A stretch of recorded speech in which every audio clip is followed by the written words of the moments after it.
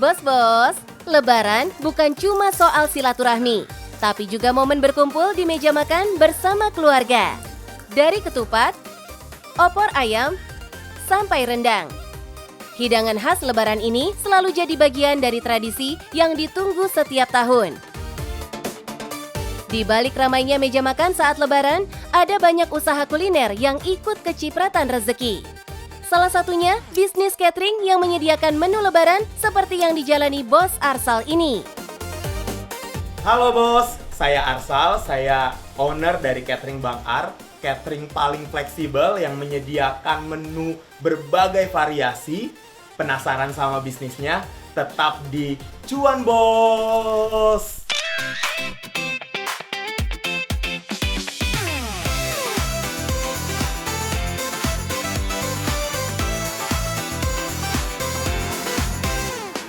Bos, bagi pelaku usaha kuliner, Lebaran adalah salah satu momen pemasukan cuan terbesar dalam setahun. Permintaan makanan siap saji meningkat karena banyak keluarga ingin menyajikan hidangan tanpa harus repot masak sendiri.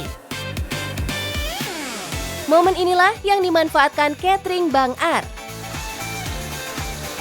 Produk-produk seasonal itu muncul terutama paket Lebaran ini karena kita akan ada libur panjang setelah Lebaran. Karena libur panjang, ini mungkin untuk para pebisnis juga bakalan tahu ya, karena kita kehilangan omset, kehilangan profit, padahal di satu sisi kita habis ngeluarin THR nih untuk karyawan-karyawan kita. Dari situ gimana caranya kita menggantikan omset itu dengan, oh kita open PO nih produk Lebaran, karena momennya dapat.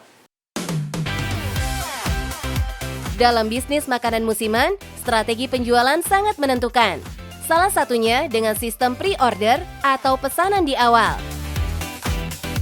Strategi ini membuat pelaku usaha bisa memperkirakan jumlah pesanan, sekaligus mengatur stok bahan baku loh bos. Karena memang ekspertisnya kita juga di masakan Indonesia, kayak gitu. Nah kita open PO-nya, kalau waktu tahun pertama, kedua waktu kita open PO, kita mungkin kayak seminggu atau 2 minggu sebelum Lebaran. Kita pelajarin setiap tahun, ternyata open PO-nya itu justru harus dibuka sebelum Ramadan. Karena ternyata secara behavior, ternyata secara perilaku konsumen, orang-orang itu menyiapkan Ramadan dan Idul Fitri itu jauh sebelum Ramadan itu tiba. Untuk menarik pembeli lebih awal, catering Bang Ar juga menerapkan sistem early bird. Paket Lebaran yang harga normalnya sekitar Rp650.000 bisa didapatkan lebih murah jika memesan sebelum Ramadan.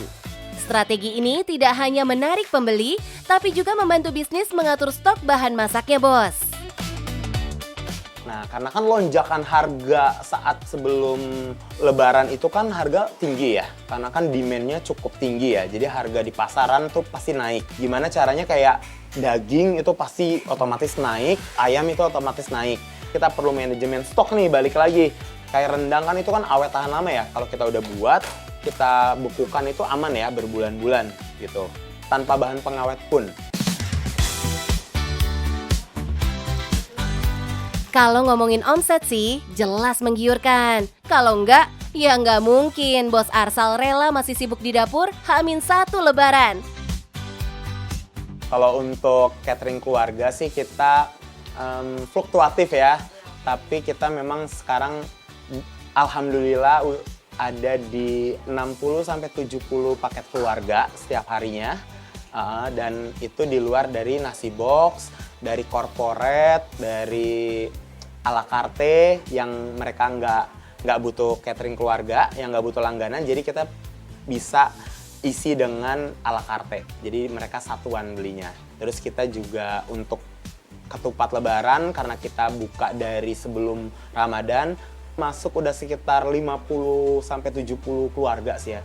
70 yang pesan customer. Target kita lebih dari 150 karena biasanya memang tingginya tetap orang-orang di hari-hari menjelang Lebaran. Bos, salah satu yang bikin bisnis rumahan ini banjir pesanan jelas karena kualitas produk dan unggul dalam layanan. Ini adalah salah satu menu untuk paket Lebaran kita, rendang Nah, salah satu keunggulan kita, rendang kita itu berani bumbu banget. Ini resepnya juga saya belajar langsung sama orang Padangnya, karena orang tua salah satu karyawan kita asli Minang.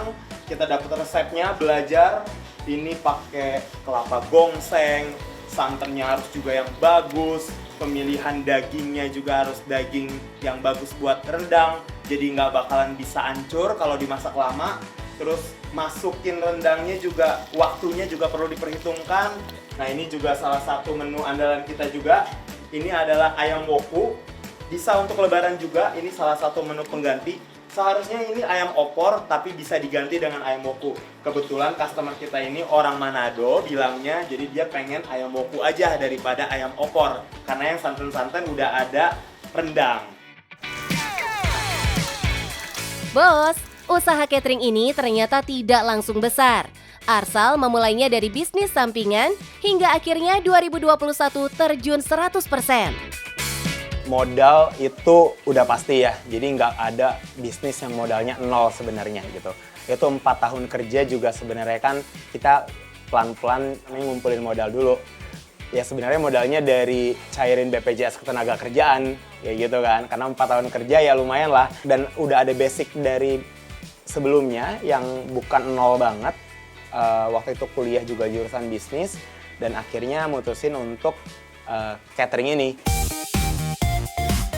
Bos, dalam bisnis catering, tantangan besarnya bukan cuma soal rasa masakan, tapi juga menentukan target pasar. Dari yang awalnya hanya melayani pesanan catering box untuk personal, Arsal pun beralih ke catering keluarga. 3 bulan pertama masih jualan ala carte waktu itu, yang beli masih teman-teman terdekat. Terus kita scale up ke catering box untuk orang. Tapi karena saya ngerasa itu terlalu sedikit ya, satu orang itu pesen 1 box. Jadi saya juga sebagai admin, sebagai masak juga karena baru merintis, jadi harus ngelayanin kalau misalnya 20 orang berarti 20 chat saya layanin, kalau 50 orang 50 chat. Nah akhirnya kita pikir gimana caranya basket size-nya nambah. Oh berarti marketnya ganti ini, keluarga.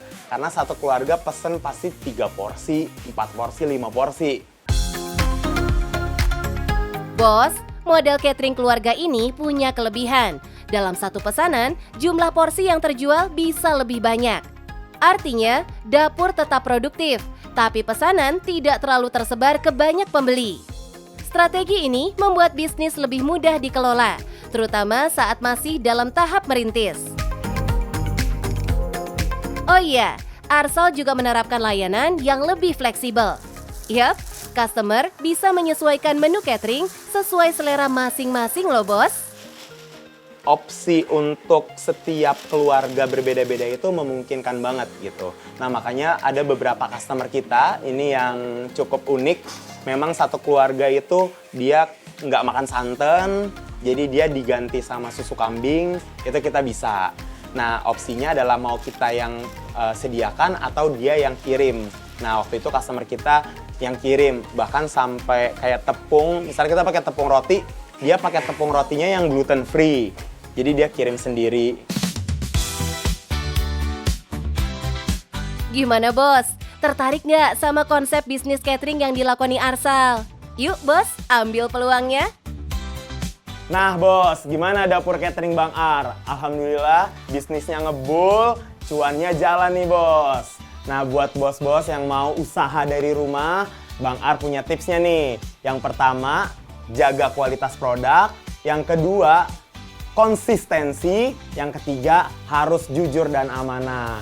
Nah buat bos yang mau mulai usaha dari rumah, apapun usahanya, yang penting cuan bos.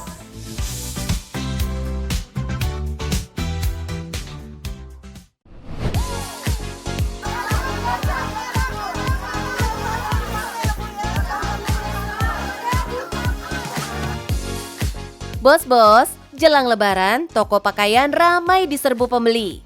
Dari gamis, tunik, dan banyak model lainnya jadi incaran. Dan di momen ini, butik milik Bos Bella jadi salah satu yang viral dan paling ramai bos. Keren ya ini.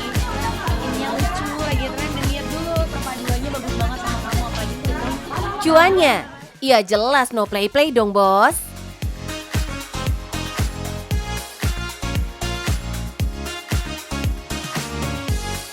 Hai bos, aku Bella, owner dari Bella Choose Boutique. Sekarang aku lagi di butik yang paling viral banget. Jual segala sesuatu tentang baju yang paling fashion. Mau tahu usahanya? Tetap di Cuan Bos.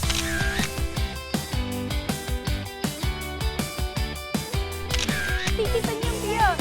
Bos, sebelum menjadi butik besar seperti sekarang, perjalanan Bella Choose ternyata sudah berlangsung lebih dari 15 tahun. Menariknya, awalnya Bella bukanlah menjual baju, melainkan sepatu loh bos. Dulunya, usaha ini bernama Bella Shoes. Baru kemudian berubah menjadi Bella Choose. Perubahan ini bukan tanpa alasan. Doi melihat ada peluang bisnis yang lebih besar di dunia fashion pakaian. Jadi transisinya adalah ketika aku dari sepatu ke baju, aku merasa perputaran baju itu lebih cepat daripada sepatu. Seperti kita sendiri sebagai wanita, kita punya baju banyak tapi kita cukup dengan satu sepatu. Itu aja sudah menjadi acuan bisnis aku untuk berpindah dari jual sepatu ke jual baju. Bos, dalam bisnis fashion, kecepatan perputaran barang menjadi salah satu kunci utama. Semakin cepat produk terjual, semakin cepat pula modal bisa diputar lagi untuk stok barang baru. Dan itulah yang dilihat Bella saat memutuskan berpindah dari bisnis sepatu ke baju. Kalau untuk Bella Choose sendiri nggak hanya import ya, jadi kita benar-benar lokal dan import. Dan kita juga support dengan UMKM. Jadi setiap apa yang bagus dan menurut aku worth it untuk dijual, aku ambil itu walaupun lokal atau walaupun import. Oh iya bos, mayoritas pelanggan butik Bos Bella adalah perempuan yang cenderung senang punya banyak pilihan baju. Makanya, model baju yang terus berganti dan selalu update tren jadi salah satu daya tarik utama di butik ini.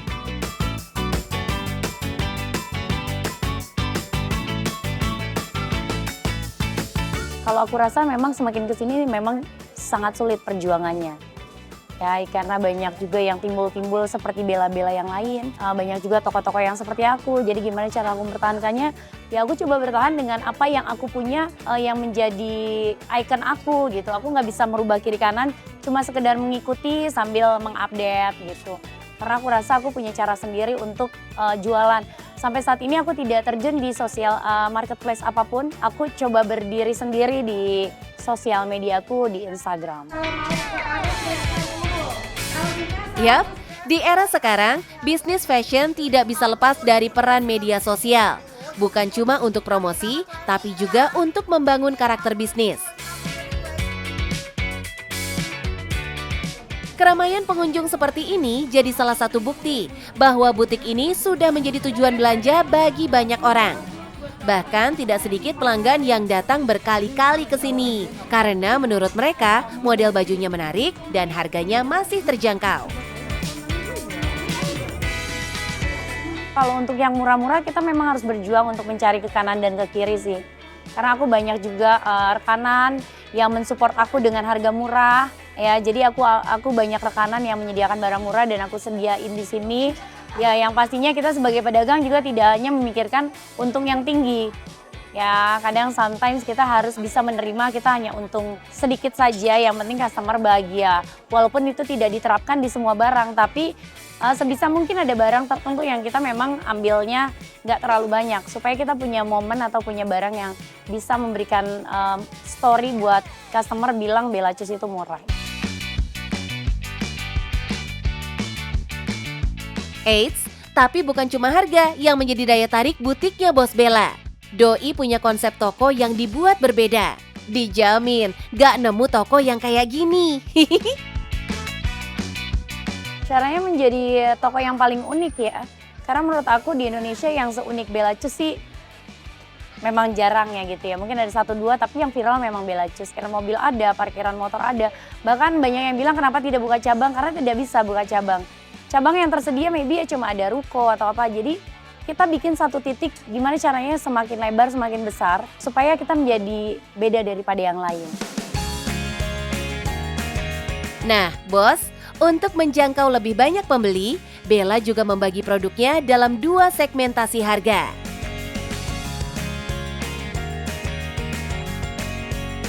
Yes, karena Bella Juice itu sekarang udah terkenal dengan 2 gedung yang berbeda. Yang pertama untuk yang murah-murah, rate dari 50.000 sampai 150.000. Ada di gedung yang pertama 3 lantai. Kita pindah ke belakang di butik premium itu start dari 130.000 sampai dengan 700.000 juga ada. Dengan strategi ini, Bos Bella bisa menjangkau 2 segmentasi pasar sekaligus.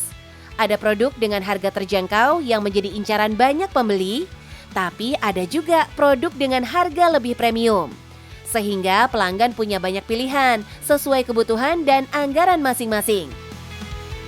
Nah, Bos, momen paling dinanti para pedagang baju jelas saat ini menjelang Lebaran. Bella pun sudah menyiapkan strategi buat panen cuan, Bos. Jadi yang paling laku di momen Lebaran menurut aku adalah gamis, karena itu adalah momen 1 tahun sekali. Gamis tuh cepet banget ludesnya, dan juga ada kemeja, ada atasan, ada kaos, semuanya laku. Nah, Bos, jika strategi produk dan momennya tepat, hasilnya bisa terasa langsung di penjualan, berkali-kali lipat loh. Gimana, Bos? Tertarik buat ikuti jejak Bos Bella berjualan pakaian? Biar ikut panen cuan, Bos. Ibu gimana belanja di Bella Juice Boutique? Wah, keren banget ya. Mantap. Nah ini Bos, aku punya tips untuk 3 tips untuk kalian yang mau buka usaha. Yang pertama, kalian harus tahu banget barang yang kalian jual, harus update banget. Yang kedua, kalian harus berkah, harus bikin customer itu bahagia. Yang ketiga, kalian harus pede, harus banget aktif dan bisa turun langsung dan terjun di dalam usaha kalian. Yang penting apa? Cuan, Bos!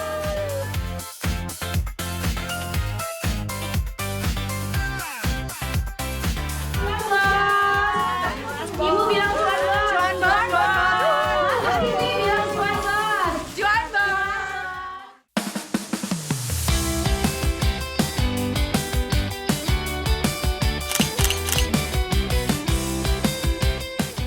Bos, menjelang Lebaran, banyak orang ingin mengabadikan momen bersama keluarga.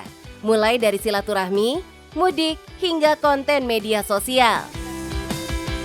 Dan menariknya, kebutuhan ini melahirkan satu bisnis yang sedang naik daun, yaitu sewa iPhone, Bos. Halo Bos, perkenalkan saya Ilyas selaku dari owner Transgo.Camera. Bagi teman-teman yang mau melakukan sewa HP IP, bisa langsung ke kita karena harga kita jauh relatif lebih murah. Dari series 8 Plus sampai dengan series 17 kita ada di sini. Penasaran? Tetap di Cuan Bos.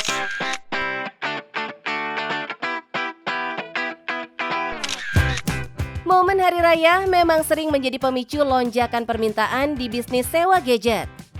Sebab banyak orang ingin menggunakan perangkat dengan kamera berkualitas tinggi tanpa harus membelinya. Kalau mau lebaran dengan hari-hari biasa ya tentu. Kalau mau di lebaran stok kita udah mau habis gitu loh untuk disewa. Biasanya tuh momen lebaran tuh dari tanggal 18 Maret sampai 24 Maret. Itu momen untuk high seasonnya. Kalau untuk hari-hari biasa, ya paling kita terserap bisa 50% sampai 75% untuk penyewaannya. Untuk memenuhi permintaan tersebut, Transco Camera menyiapkan puluhan unit iPhone dengan berbagai seri. Harga sewanya pun bervariasi, Bos. Mulai dari sekitar Rp50.000 per hari untuk seri lama, hingga lebih dari Rp300.000 per hari untuk seri terbaru. Dengan jumlah unit 50 perangkat, potensi perputaran bisnisnya bisa mencapai jutaan rupiah per hari saat permintaan sedang tinggi. Dari segi semua jenis sewa yang ada di kita, semuanya menaiki kenaikan signifikan. Gitu. Karena kan kalau buat kamera dibuat gengsi, terus buat ketemu keluarga, balik lagi kita mau ketemu keluarga pasti kan momen indah ya dengan keluarga ya. Butuh kamera yang bagus. Biasanya kan juga kalau sekarang buat konten TikTok, konten Instagram, kalau kameranya kurang kan juga kurang enak dilihat di sosial media. Nah, gengsi itulah yang membuat mereka harus nyewa nih. Bos, fenomena sewa iPhone ini tidak lepas dari perubahan gaya hidup digital. Kualitas kamera menjadi salah satu faktor penting dalam membuat foto dan video. Karena itulah, perangkat dengan kamera yang dianggap lebih stabil dan tajam sering menjadi pilihan untuk disewa dalam waktu singkat. Secara pasar, bisnis sewa gadget seperti ini memang menarik. Sebab targetnya sangat beragam, bos. Mulai dari pelajar, konten kreator pemula, hingga perusahaan yang membutuhkan perangkat untuk produksi konten. Bagi sebagian orang, menyewa menjadi pilihan lebih efisien dibandingkan membeli perangkat baru yang harganya bisa mencapai belasan hingga puluhan juta rupiah. Calon penyewa harus pesan terlebih dahulu, sehingga setiap transaksi bisa tercatat dan terkontrol. Untuk teman-teman, kalau mau booking itu gampang. Bisa langsung aja ke Transgo Kamera, langsung hubungi admin kita. Nanti persyaratan dan syarat dan ketentuannya diikuti. Kalau memang nanti di-approve, disetujui, baru customer itu datang ke lokasi kita. Atau mungkin customer itu menggunakan layanan terjemput. Jadi cukup diam di rumah, nanti kita antar ke rumah mereka. Bos, dalam bisnis sewa perangkat elektronik, keamanan menjadi salah satu hal yang paling penting. Karena itu, setiap calon penyewa harus melengkapi sejumlah data, termasuk identitas dan akun media sosial. Data tersebut digunakan untuk memastikan bahwa perangkat yang disewakan dapat kembali dengan aman. Sebelum disewakan kembali, setiap unit iPhone juga harus melalui proses pengecekan. Mulai dari kondisi fisik, pengaturan perangkat, hingga kualitas kamera. Proses ini penting untuk menjaga kualitas layanan agar perangkat yang digunakan pelanggan tetap dalam kondisi optimal. Saat ini aku sedang melakukan pengecekan dari data pengembalian unit iPhone. Jadi setiap pengembalian, HP itu kita cas lagi agar 100% untuk diserahkan ke customer. Lalu juga kita cek untuk pengaturannya dari kamera. Apakah ada lecet, apakah buram, apa tidak, itu semua kita kontrol. Bos, dalam bisnis penyewaan barang elektronik, keuntungan yang menarik selalu berjalan beriringan dengan resiko. Salah satunya perangkat yang tidak dikembalikan oleh penyewa. Kebetulan awal kita buat itu langsung kejadian. Kita buat, terus disewa, lalu hilang. Dan di situ kita sempat down karena kita baru mulai sewa HP IP nih, ternyata langsung serentan itu hilang HP-nya. Alhamdulillahnya ketemu. Kebanyakan itu memang rata-rata digadai. Agar resiko tersebut bisa diminimalkan, penyedia jasa sewa menerapkan sejumlah prosedur verifikasi bagi calon penyewa. Mulai dari identitas diri hingga jejak aktivitas digital. Yang pasti cek profil dari customer ya. Kita minta data baik dari KTP, NPWP, yang terutama sih sosial media. Kenapa? Kalau kita lihat mereka aktif di sosial media, itu paling gampang merekodnya. Pasti kan mereka punya relasi ke temen ya, di followers mereka. Kalau mereka hilang, kita tinggal tanya aja ke followers mereka. Biasanya kita cek juga datanya, oh lokasinya di mana, tempat dia biasanya tinggal tuh di mana, itu kelihatan semua nanti. Itu antisipasi dari kita. Betul banget, Bos. Karena semakin aktif dan teridentifikasi seseorang di dunia digital, maka semakin mudah untuk dilacak jika terjadi masalah dalam proses penyewaan. Nah, Bos, di tengah perkembangan gaya hidup digital dan kebutuhan membuat konten, bisnis sewa gadget seperti ini menjadi salah satu peluang usaha yang menarik. Terutama saat momen besar seperti Ramadan dan Lebaran, saat banyak orang ingin mengabadikan momen spesial bersama keluarga. Bagi teman-teman yang mau berbisnis, saya punya tipsnya nih. Ada 3 tips dari saya. Yang pertama, kalau mencoba bisnis itu perlu ada percobaan dan nggak mungkin langsung sukses. Perbanyak gagal pasti ada salah satu bisnis yang akan menuju kesuksesan. Lalu yang kedua, banyak action. Karena kalau kita hanya wacana, tidak ada actionnya, bisnis itu tidak akan jalan. Dan yang ketiga, lihat dari demand-nya. Apapun bisnisnya, yang penting cuan, bos.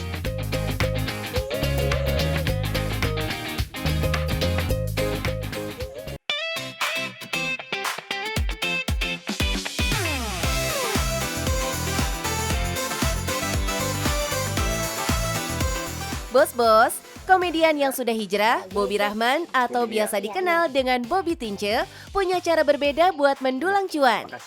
Setelah sempat mencicipi kesuksesan di dunia entertainment, Bobby kini memilih jalan hidup yang jauh lebih sederhana di sebuah desa di kawasan Bogor, Jawa Barat. Di tempat tinggal barunya ini, Bobby membuka bisnis warung yang doi kasih nama Kopi Kaso, alias Kopi Kandang Soang. Halo, Assalamualaikum. Halo bos, sekarang ada di tempat saya di Bogor, Dramaga. Letaknya di Desa Purwasari, Kampung Letik. Ini namanya Kopi Kaso. Nah sekarang saya buka usaha di sini di samping rumah. Jadi teman-teman kalau pengen mampir boleh ya. Penasaran kan ada apa aja? Tetap di Cuan Bos.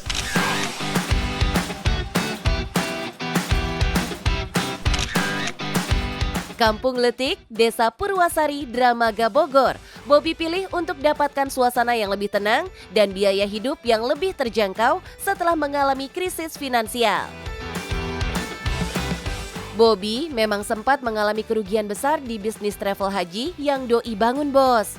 Doi bahkan harus kehilangan sebagian besar aset berharganya. Jadi sebetulnya pengen cari kegiatan yang memang bisa memantau anak dan juga ibu di wilayah yang dekat rumah gitu. Karena posisi di kampung, kalau kita cari ikhtiarnya jauh dari rumah, kayak aktif seperti dulu gitu kan, ke Jakarta, keluar kota, keluar negeri, itu akan meninggalkan anak sama ibu. Ibu kan lagi sakit jantung, tapi sedang dalam tahap perawatan. Bobby yang senang masak, sekaligus ada fasilitas di samping rumah yang bisa dimaksimalkan. Muncullah ide untuk membuat warung. Menu yang ditawarkan di warungnya ini pun sangat beragam loh bos. Dari batagor, dimsum, hingga mie pedas aneka level.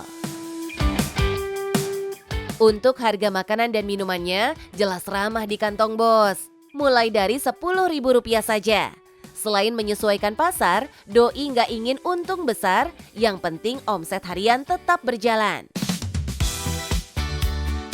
Oh iya, uniknya warung Kopi Kaso ini dirancang agar pengunjung dapat rileks menikmati makanan dan minuman dengan pemandangan alam yang asri khas pedesaan. Bahkan pengunjung bisa berinteraksi dengan soang atau bermain di area kebun loh bos. Di bulan Ramadan ini, waktu buka warungnya pun disesuaikan, mulai dari pukul 4 sore sampai 10 malam. Dan hasilnya bisa capai target untuk dijadikan modal kembali dan sedikit keuntungan. Saya dapat lumayan banyak untuk pemula ya. Dapat 600.000 something sampai hampir 700.000 hanya dengan berjualan es gitu kan. Timbang saya, mohon maaf kalau misalnya saya affiliate, saya belum tentu kayak teman-teman yang sukses di sana. Kalau affiliate kan jual, promo banyak yang jual, tapi belum tentu orang check out. Tapi kalau ini saya udah pasti saya jual, dapat uangnya langsung pada saat itu juga gitu. Sehari bisa ratusan ribu, jelas bukan angka yang sedikit ya bos. Kedepannya, Bobby ingin menambah beragam fasilitas di warungnya.